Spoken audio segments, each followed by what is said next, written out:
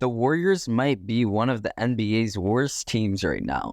And you guys might think I'm crazy saying this because their record is 8-9 in a lot of games without Draymond, a few games without Steph, and a few games without Clay.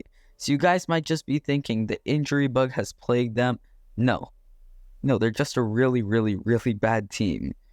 Because Steph Curry has scored all the 30-point games except for one for the Warriors, and all the 20-point games except for three.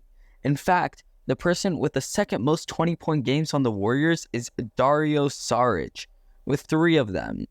And yes, the Warriors won last night's game against the Spurs. But this game, I think it was more of a loss for us than a win.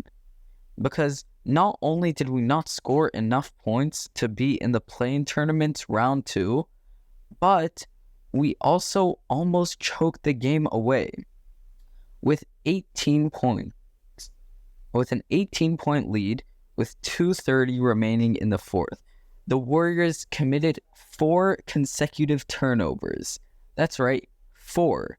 Off those 4 turnovers, they scored 10 points, so it was a 5-point game. And then, if only to make it worse, this happened.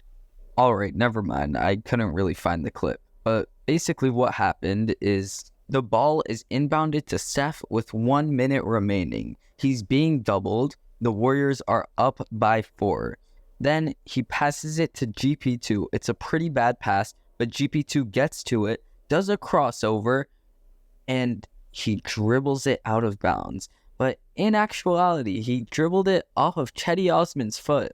But the refs didn't call it. And as you can see right here, 110-95, the refs didn't call it. And it was just a missed call, which just absolutely ruined the Warriors. Because on that same play, the Spurs scored. And honestly, I think this has been a recurring issue for the Warriors ever since they got rid of Kevin Durant. Like, not even in the 2022 playoffs and finals, it was also an issue.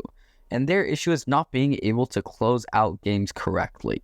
They'll open up the third quarter really strong, having those Steph Curry minutes and Steph going absolutely off. He's literally averaging 10 points in the third quarter this season.